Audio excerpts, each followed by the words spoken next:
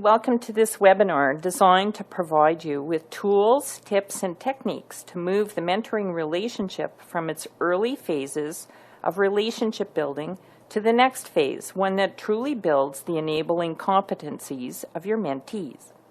This webinar has a focus on some of the more challenging issues mentors address that are specifically related to the enabling competencies. I will take you through a good working model first, and then we're going to apply these models to the 5 competency areas. The webinars are organized in relation to the natural flow of the mentoring relationship. You may access the CPD webinars at any time. Establishing and building your relationship takes time. You and the future CPA will likely need to meet 2 or 3 times in the first 6 months. That's the relationship building time. Once this relationship is established, you can meet less frequently on an ongoing basis to support the future CPA's development. You and the future CPA together can decide how often you need to meet, provided you still satisfy the minimum requirements of semi-annual meetings. After the first meeting or 2, you may be ready to move the conversation from getting to know each other, establishing the learning goals, and some of the more typical how-to conversations to topics that are more meaty. And to assist you there, we have prepared these additional webinars. At any time along the way, if you feel your relationship is slowing or stuck, come back to these webinars as a refresher and get a few new ideas to help you move it along. The webinar, Building the Mentoring Relationship, How to Ask Really Good Questions, is the one we're going to do today, and it delves into the dynamics of the conversation and provides you with techniques that will help you move the conversation from social niceties to strategic conversations. The webinar, Making Progress Working with Diversity, has a focus on bringing depth to your mentoring conversations related to diversity, be they multi-generational or multicultural. There are excellent tips here to suspending judgment and asking great questions that will stimulate your diversity dialogues. The webinar, Making Progress Facilitating Dialogue, brings asking really good questions and providing developmental feedback together as techniques to facilitate these deeper dialogues with your mentee. There's an overall flow to the mentoring relationship, and this CPD webinar is about bringing depth to your mentoring conversations. This is the art of listening and the process of asking questions that stimulate dialogue, reflective thinking, and bridging differences. It is through this listening agility that trust is developed, insights achieved, and results in improved effectiveness in how we think, act, and make decisions. The real value of a mentoring conversation is to help your mentee with the quality of their thinking on issues that are important to them. To do this, you need to be able to bring the story that they have to life in a way that is meaningful to the both of you. This way, you can ask powerful questions and shed a different light on the issues. This webinar has been designed to provide you with tips and techniques to move the mentoring relationship from its early phase of building trust to the next, one that builds the enabling competencies. Here we're going to delve into the phases of the conversation and provide you with techniques that will help you craft better questions. So it flows in 3 chunks. The information that is going to be provided to you with some relevant resources that you can take advantage of to assist you in carrying out your mentoring role. After we review the techniques, we'll integrate the content into 2 cases to assist you with understanding the material. And at the end, you will be prompted to complete a short quiz. Upon successful completion of the quiz, you'll be issued a certificate of completion, which enables you to claim 1 hour of verifiable continuing professional development credit. So here's our agenda for today. It's how to ask really good questions. So in this webinar, you will take away some techniques that will help you to ask really good questions. So we will cover the stages of the mentoring conversation, three types of conversation: the relationships, technical, and strategic. How to use different types of questions to move through the different phases of the conversation, how needs and feelings drive behavior, how to tell a good story, and how to ask questions that challenge your mentee's thinking and assumptions. Reflection processes are very difficult to do alone and often take many months and sometimes even years before we find meaning in an experience that we've had. Mentors accelerate this process by learning from reflection and remarkably quickly. For mentors, this is building a sophisticated leadership skill. It takes thought and practice. The rewards cross over from mentoring to managing a host of other relationships more effectively. Could be complex client issues and relationships, leadership and management relationships, even relationships in your home life. As for mentees, it's about learning what cannot be learned any other way. The experience can be described as a series of semi-structured or structured conversations that ultimately enhances their performance, lead them closer to achieving their goals, and in the end, it improves the effectiveness of how they think and decide. So let us get into the content quickly now by considering a question that mentors frequently raise. So it sits in the back of our heads. Now that I've met my mentee and gotten to know them, how do I get into the real meat of our mentoring conversations? Well, there's a natural flow to a mentoring conversation. They move from relationship building to the technical or how-to, then to strategic conversations. So relationship building conversations focus on building the relationship. It is primarily social. And it's absolutely crucial for building the deeper roots for the trust you need to move the conversation to the more meaningful strategic conversations. In instances where mentoring relationships go into a stall or a hiatus, we find that not enough attention was actually given to establishing this early relationship roots. It is here that the mentor and the mentee find their common values, that we need to be open to discovering the history, strengths, and interests of each other, and we do what we call mindful listening. The orientation and launch webinars provided some processes to help build depth to establishing the relationship, so we're not going to spend a lot of time on that here. The technical conversations is not about accounting principles. It's about focusing on some of the how-to in some of these conversations. So many conversations actually begin here. It's very easy for both partners to understand. When mentees are encouraged to bring their questions to the mentor to explore, it is easy for them to interpret this form as being, how do I? So how do I go about doing something? It might sound like this. How do I prepare a presentation? How do I do an effective interview? How do I get my ideas across in my team? How do I provide feedback to other members of my team? These are all how-to questions. They fall into the technical category. There will be many times that the how-to questions are actually valuable for both mentor and mentee, and it may be just as helpful for the mentor as it gets you back in touch with some of your own processes.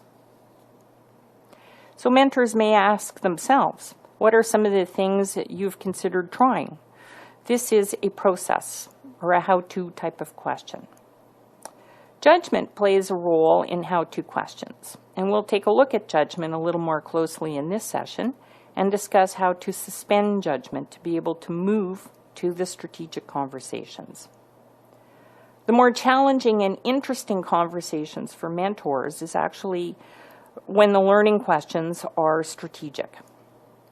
Asking the type of questions that move you to strategic conversations is really the focus of this webinar. Strategic conversations are the moment of impact and insight. These focus on broader and deeper issues. It would be the reasons behind a decision. It's the risk analysis for the most part. It's the exploration of ethical issues and complex client situations. These are strategic conversations. They stimulate critical analysis, reflection, and deep thinking. They challenge your mentee's thinking and assumptions, and learning and change happens at this level.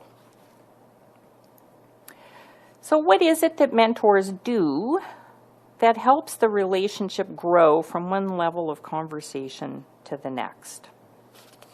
So let's explore some of these things. For development and change to take hold in an individual, this must take root in self-awareness. At the onset of the mentoring relationship, we take time to get to know each other. Although we do take our cues from our partner and how open they are to sharing who they are, as mentors, we can ask more thought-provoking, get-to-know-you types of questions that will stimulate this self-awareness. It's more so than sticking with social niceties or interview-style questions. So a typical interview-style question might be, tell me about yourself. It's standard. It can be a great social question at networking events, but to create a deeper connection, we can ask the question a different way, such as, describe a few highlights from your life that you feel had an impact on shaping who you are today. This will provoke more thought and deeper self-awareness. There is a natural shift that occurs with the mentors listening as well, because it's not superficial, it's not social, it goes deeper. So as the mentee delves a bit deeper into sharing who they are, mentors listen at a deeper level. So a much stronger sense of connection is actually created. Here's another standard question that with a small change often delivers a more meaningful, self-aware response. So why did you choose accounting? So if we change that to, what were the considerations you thought through that led you to choose accounting? It's going to give you a very thoughtful type of answer. Another example related to, say, development planning. What kind of performance feedback have you received? If we change that question just slightly, what would have to change in you for you to become the professional you aspire to be? That will stimulate a lot of thinking. Early in the relationship, mentors and mentees will ask more technical types of questions. Technical, not meaning how to do accounting and transactions, but it's going to sound more like when for a mentor, these might sound a little bit more like, what happened? And then what happened? And how did you respond? And how might you do that differently the next time? These are all good questions that provide information on process and content. These come easily for a mentor, and that's very much technical types of questions. These are all good questions. At the same time, we want to get to those deeper meaning questions that make our mentee consider things differently. A solid base of trust in the relationship provides the stage for strategic conversations to take place, and a few techniques for mentors to work with to support this transition. So technical mentoring conversations or how-to are more closely linked to working with judgment than to building self-awareness. So before we get into the strategic conversations, we're going to take a closer look at the role of judgment in mentoring. Judgment is defined as the ability to judge, to make a decision, or form an opinion objectively. Now, this is an integral process that works at warp speed in our brains. The internal process works a little bit like this. I notice bits and pieces of data in my brainscape or in my landscape. My brainscape is my internal world of thoughts, knowledge, experience, judgments, observations. They can be positive, neutral, negative. This is my self-talk. That's my brainscape. My landscape is my external world and how I observe and relate to it and translate it into my brainscape. Then I attribute meaning to it.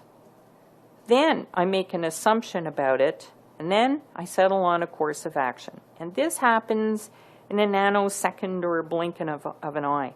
Sometimes this blink of an eye will result in my avoiding a traffic calamity at one end of the scale, or at the other end of the scale, it can cause me to completely shut down my ability to be open and explore something different.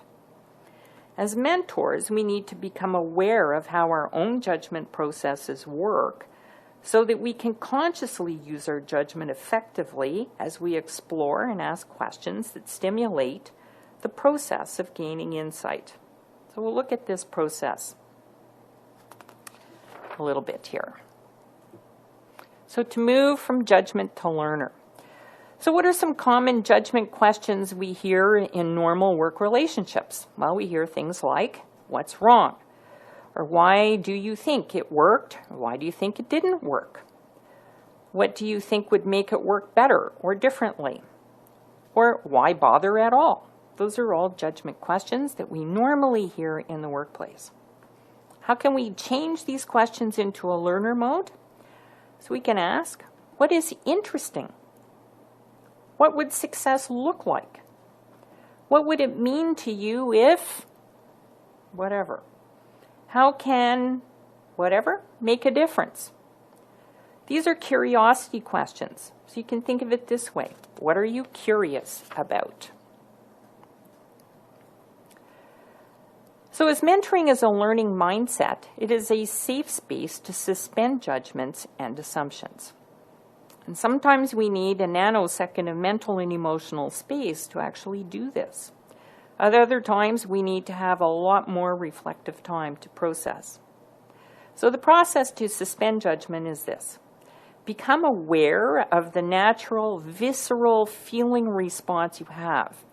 We'll do a little bit more with this visceral feeling response in a minute. I want to take you through the steps first. Hold that judgment in suspension. When you do that, be curious, engage in an open exploration.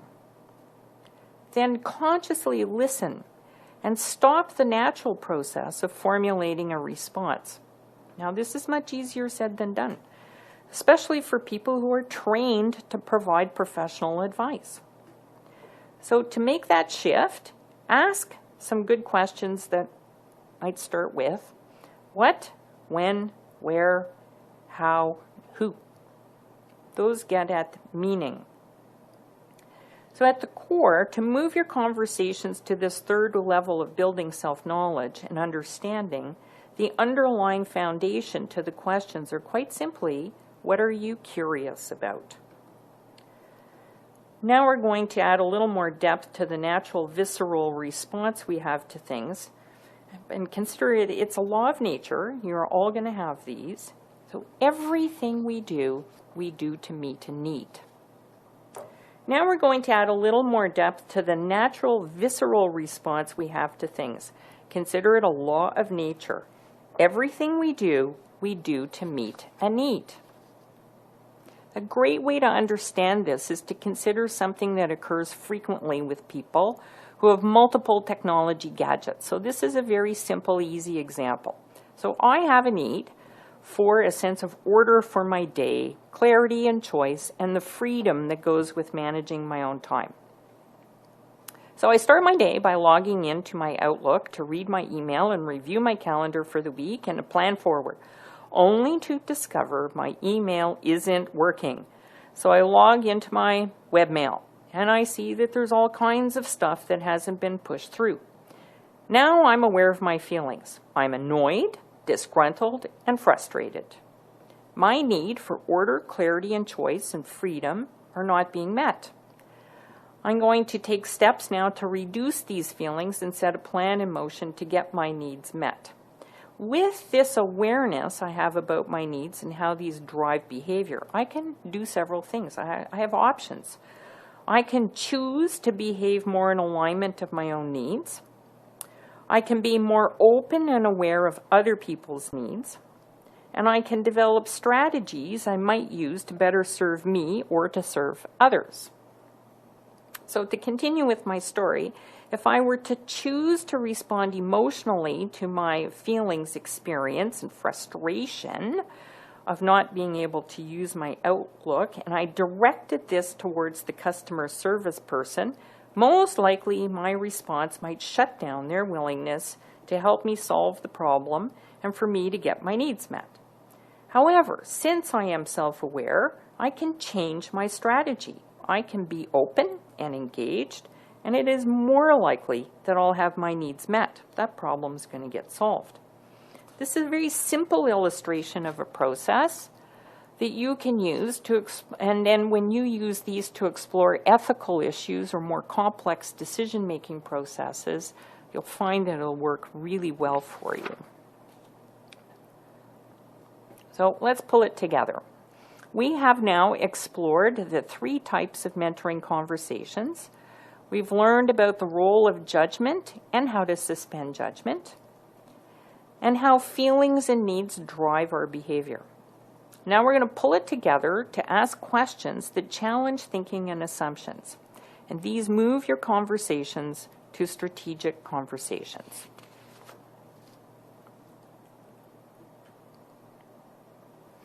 A quick reminder here about the what, so what, now what reflective process. That is your mentoring model. Good listening takes lots of practice. We learn by reflecting on our past actions and experiences, and meaningful reflections that result in changing ideas, perspectives, actions, behaviors are exceptionally difficult to do alone. So mentoring conversations are facilitated reflections that result in opportunities to improve. We'll integrate and apply what we've learned to 2 cases. A mentee who has a challenge with an internal client, and the second case, our mentee has an ethical issue. So here's our case studies.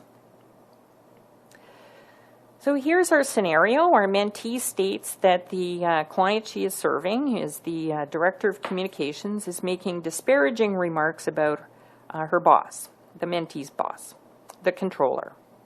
This isn't the first time, and it is beginning to really bother her. So she's asking me, the mentor, for advice.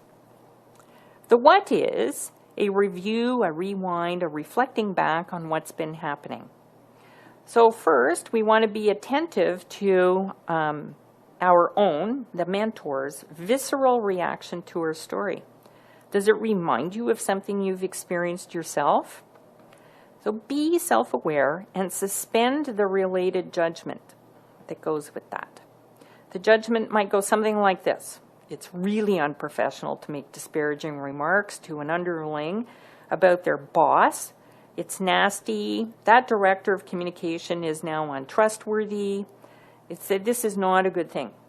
So it might trigger feelings like surprise, anxiety, confused, maybe even hurt.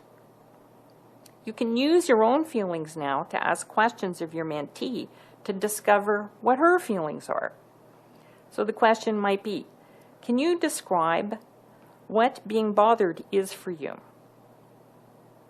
Or, what feelings are you experiencing about this? Is it frustration? Are you angry?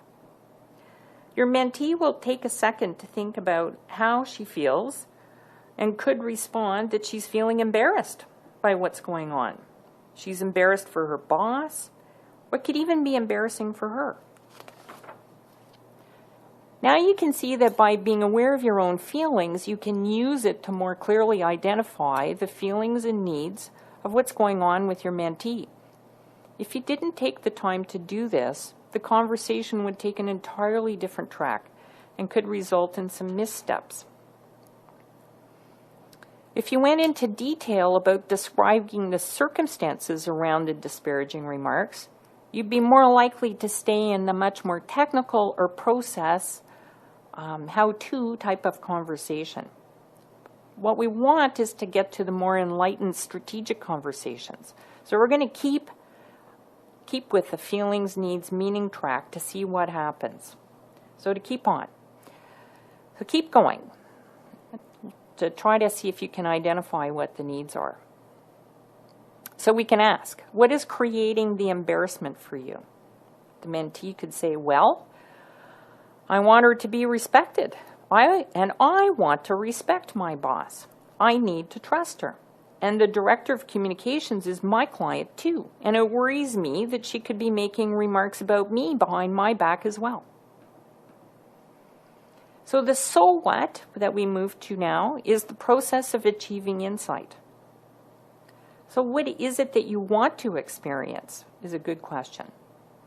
What is it that you want to experience in the relationship with your client, the relationship with your boss? What do you believe is important to them in their relationship? So here this exploration process is where some real learning takes place and starts to actually integrate so that you can come up, or so that the two of you can come up with a different strategy to move forward. So the now what is the mentee's commitment to new actions, new behaviors, new ways of seeing, doing, and being.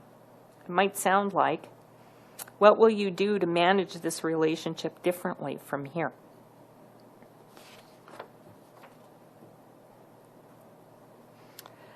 So maintaining respect for the mentee by shaping the questions to be judgment-free, non-critical, and not place the other person on the defensive is a good practice. So that's why we will turn why questions into exploratory questions. What, where, when, how, and who. So instead of why did you do, try something different. Help me understand the motivations you were experiencing at the time. Attend to timing in your choice of questions. It's useful to self-reflect. Give yourself a little bit of space to self-reflect. What is my motivation for asking a particular line of questions? Is it for my own curiosity, or is it to help my mentee with their thinking? And sometimes I need to gain a more fulsome context in the story, but I really need to consider, is this the right time for me to do that? So we don't want mentors to be usurping the conversation. So really good questions come to you when you provide the space for your mentee to actually tell their story. Let them finish their train of thought. Be mindful with why questions, because a why is a challenge. And it isn't that we want to avoid why questions. It's that we want to use them to challenge when the time is right. So to turn a why question that you don't want to be a challenge question, convert it to a what. It will make you think and give you time to make it a powerful question. So here's a common question. Why is that important? Turn that into, what need in you does that address? Or what makes that important to your boss or to your client? What happened that led you to for that to become important? So those are conversions of why questions to what questions. Here's our next scenario, which is an ethical issue.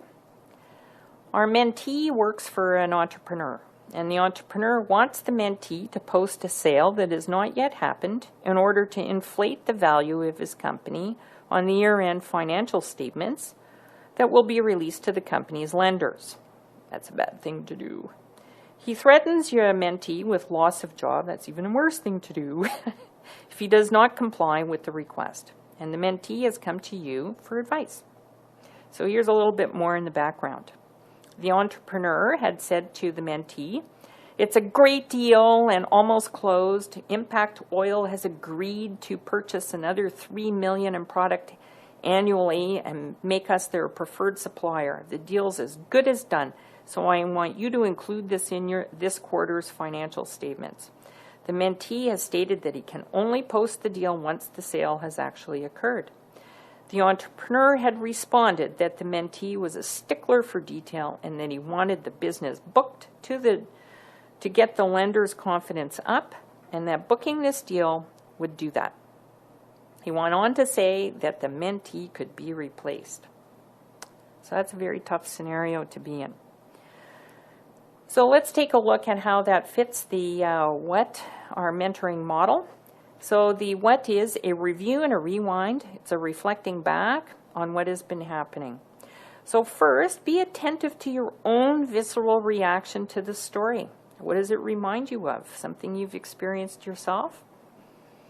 Be self-aware and suspend the related judgments. So judgment might be something like this.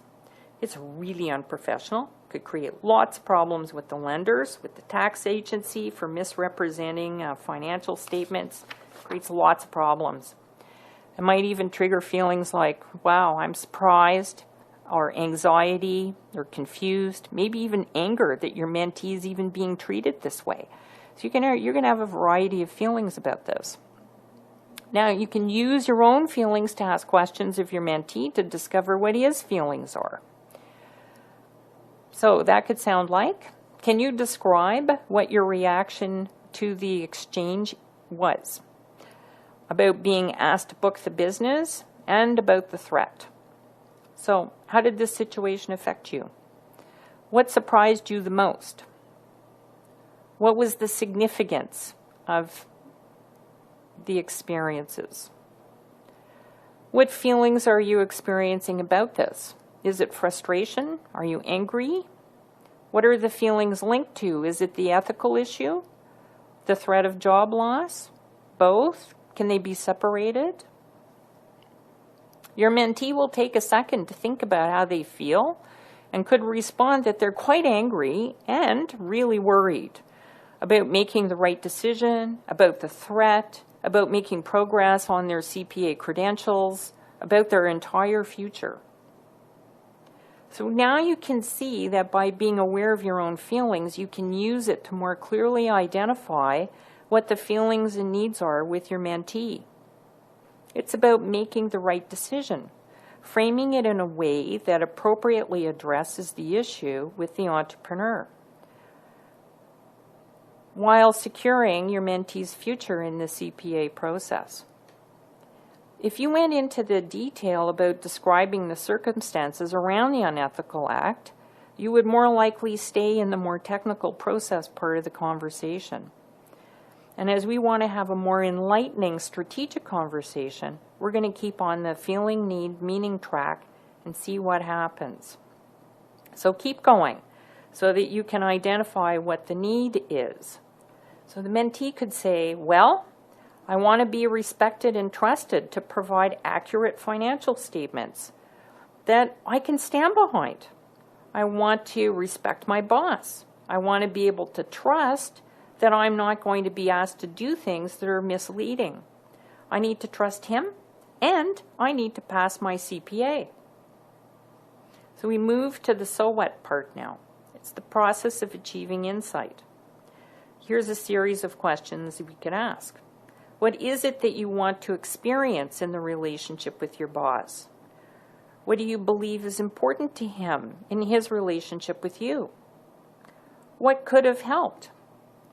What is important to the lenders? And then wrapping it up by what is the most important thing you've learned from this experience? And we move to the now what. The mentee's commitment to new actions, new behaviors, new ways of seeing, doing, being. It might sound like, what will you do to manage this relationship from here? What do you think needs to happen to improve this? How well do you think you would handle a similar situation in the future? And what have you learned from the experience?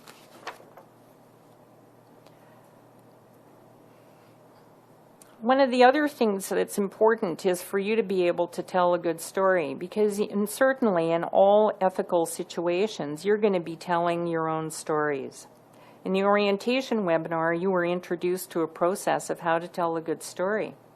It's worth repeating here, as you will likely use many of your own stories in exploring many of the challenges your mentee faces. So having this framework in your toolkit may come in handy as you help your mentee tell their story or for you to tell your own. It may be a metaphor, it will have lessons in it, it'll be great, and it also helps you to continue to build trust. So it's a very simple model. The overall framework has a flow to it. There are major characters, that should be you. The setting, there's a problem, And a goal is obviously to relieve the problem, and the different efforts and attempts that were deployed to achieve the goal, and the complexities that were added in, and what was the resolution.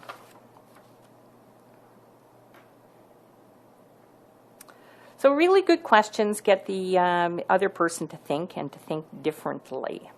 Most mentors and coaches tell me that they don't have too much challenge at the beginning of the conversation, and the challenge is really going deeper to get to the more reflective questions. It's the later stages of what, and those that drive to so what in your mentoring model. Although questions will be derived from the content of what your mentee is bringing forward for discussion, it's helpful to have a set of good questions that you can use and adapt to build your comfort and confidence working with the content with your mentee. These questions we will review in the next few slides. I've connected the enabling competencies, and so these are what we call so what questions. The point to keep in mind is that this is not a practice test for the CPA. These are tools to support you in developing your mentoring skills. For each of the set of questions that I've put together for you, there are downloads.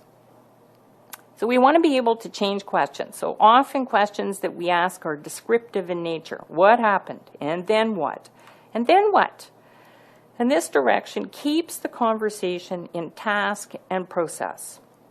The 5 whys, which is a model you may have heard of in coaching, does the same thing. It tends to keep your mentee in task and process. So we want to try to change the questions to focus on needs, feelings, and meaning, and then we're going to have strategic conversations. So what did you learn today can become, what questions did you ask? What happened with X can become, how does the experience of X impact you? What's wrong becomes, what is important to you about this issue? What is your goal becomes, what do you want your work life to look like, feel like, be like? Those are all great questions. So let's take a look at marrying these up to your enabling competencies. So here we have professional and ethical behavior. And what I've done is I've taken some technical questions that are task and process, and I've converted them to strategic questions. So what do you know about the situation becomes, how is the situation affecting you? Who are the stakeholders? What is important to each stakeholder? What do the rules and policies say? What are the different views and options? What are the next steps? How comfortable do you feel in explaining the situation, the risks, and the options? There's a download provided here on the professional and ethical behavior questions, and there's a series of questions that are there for you to access anytime you like. Here's some problem solving and decision making types of questions. Problem solving can often be a significant challenge for mentees, as many people have difficulty with creative and innovative thinking. So here the mentor wants to encourage finding new solutions to problems, to consider things differently, to consider different variables in the analysis. So on the technical side, we might be looking at and what else, or what are the implications, who is affected. To move those over to more strategic questions, we want to look at how is this important to you? What have you not noticed that is important? That's actually a really great question, because people will say, well, if I haven't noticed it, then I don't know. So you get them to really think broadly when you can do that. What is the impact of getting this decision right or wrong? Other great questions might be what didn't work in the past and what would make it work now? Suppose you did the opposite of what you would normally do. What would that look like? What assumptions have you made about what is important? There's again, on the download, there's a whole series of other really good strategic questions you can work with. Communications is again an area where I actually find I do an enormous amount of work with my mentees to help them with more thorough listening, understanding, writing, persuading, negotiating. There's a lot of material here. Some of the technical questions: what approach are you taking to negotiating your position? You can convert that to more strategic. How would you consider the needs of each stakeholder in preparing for your negotiations? Very different way of thinking. Other great questions, considering all the members of your team, what is important to each of them? How do they like to get information? What is their work style? What is their communication style? If you wanted to convince each member of your team to go out to lunch with you, how would you approach each person? How would you approach being different for each person? If you wanted to convince someone on your team about a technical issue, how would you prepare your approach? In what situations are you a better communicator than others? Sometimes people are really good one-on-one or small teams, not so good in a large group. Some are good with their manager, others better with colleagues. So these are all great areas to explore with your mentee. One of my favorite questions is, if you were to listen to yourself, how convincing would you be? Self-management is another area of enabling competencies. And this is the ability to manage one's own performance, to solicit feedback from others, to be able to reflect and act upon that feedback to improve behavior, as well as to recognize one's own limits and to seek advice. Some great questions here is quite simply, how am I doing? And to think a little bit around, what feedback am I actually giving myself? We can convert those strategically to, what messages do you not want to hear? What could you do to make it easier for yourself to listen openly to feedback? And one of my absolute favorite questions, if you were a fly on the wall and you overheard two of your colleagues talking about you, what would they be saying? Get a lot of insight from questions like that. Teamwork and leadership, well, we could spend a lot of time with questions here. So again, you have a whole page of available questions that you can download. Teamwork and leadership is a really rich area for exploration. Generally speaking, there are three types of conflict a person can experience. They could be relationship, so that would be conflicting emotions, conflicting needs, conflicting values, a lack of trust, personal dislikes fit in here. Another type of conflict is around task, how things should be done or how things get done. And process, which could be around how resources are allocated to accomplish tasks. So task and process conflicts can actually be positive because we're looking here at developing different perspectives, new ideas, or they could be negative, as in defending territory or defending a way of being. It's a great process for mentors to work through the different types of conflicts with their mentees, to help them isolate the issues, separate relationship issues from task or process ones, find practical ways to overcome or to work within. So there's, again, a whole set of different types of technical questions available to you. Like, how do you understand the needs of your colleagues? How do you understand the needs of your clients? How has your team determined their collective norms, and how have you agreed to hold each other accountable to those norms? What is it that would bring out the best in others? Those are all really good questions for you to work with. So in summary, really good mentoring conversations provide reflective space that allows us to understand the issues that occupy our minds. These are the issues that keep us up at night. Great mentoring conversations provide a safe environment to explore. They help us chart the steps to come to a resolution. They stimulate our thinking, and they determine how we feel about it.